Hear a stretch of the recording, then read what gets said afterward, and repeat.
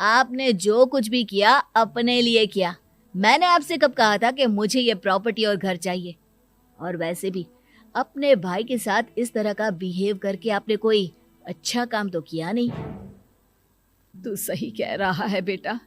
हमने तेरे चक्कर में अपने छोटे भाई जैसे देवर और बहन जैसी देवरानी को इस घर से निकाल दिया। बहुत बड़ी गलती हो गई मुझसे। ठीक है मॉम, तो अब आप अपनी गलती सुधारो, लेकिन मुझे तो फॉरेन जाना है, मैं वहीं जाऊंगा।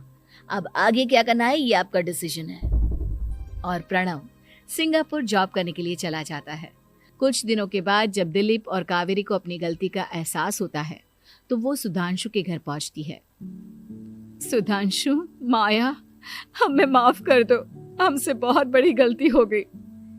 क्या हुआ भाभी? आज इतने सालों के बाद आप हम गरीब लोगों के घर क्या करने आई हैं? भाभी, हमने तो खुशी खुशी अपने भतीजे को सब कुछ दे दिया, अब हमारे पास कुछ भी नहीं बचा है।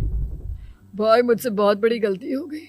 जो तेरे जैसे भाई को मैंने प्रॉपर्टी के चक्कर में घर से निकाला और जिसके लिए मैंने ये सब कुछ किया वो खुद ही विदेश चला गया।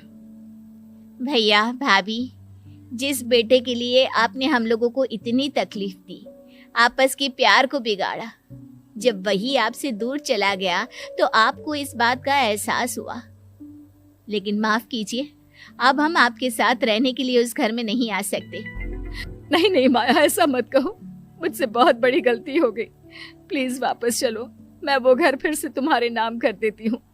भाभी, मैं उस घर का क्या करूंगी? किसके लिए? मेरा कोई बच्चा नहीं। मैं तो बस जिंदगी भर आप लोगों के साथ प्यार से रहना चाहती थी, प्रणव को अपने बेटे की तरह प्यार करना चाहती थी, लेकिन आपने मुझसे वो अधिकार छीन लिया।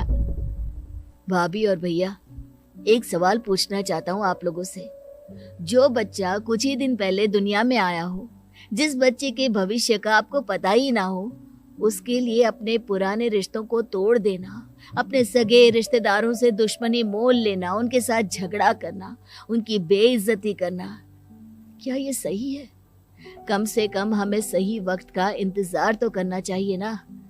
सिर्फ प्रॉपर्टी के लिए अपने सगे भाई को घर से निकाल दिया, वो भी अपने 1 साल के बेटे के लिए। क्या ये वाकई में सही था? जवाब दीजिए मेरी बात का।